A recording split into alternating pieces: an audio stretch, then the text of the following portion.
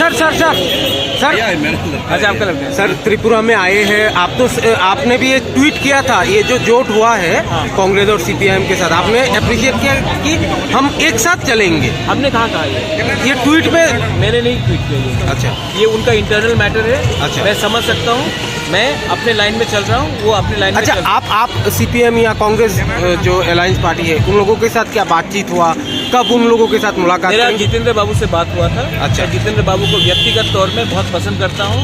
मैं राहुल गांधी को भी पर्सनली बहुत पसंद करता हूँ। मैं अमित शाह को भी जानता हूँ, लेकिन सबसे पहले मेरे लोग हैं, मेरी त्रिपुरा के लोग हैं, और मैंने जो उनको प्रॉमिस किया है वो मैं अपने स्वार्थ के लिए नहीं बेचने वाला हूँ। जब मैं ऊपर जाऊँगा तब मुझे जवाब देना पड़ेगा, और तब मैं क्या जवाब दूंगा कि पोस्ट और पावर के लिए मैंने अपने लोगों को धोखा दिया, वैसा इंसान प्रज्योत मानिक्य नहीं है। गठबंधन लेके बीजेपी के साथ कुछ बातचीत हुआ क्या? नहीं हुआ।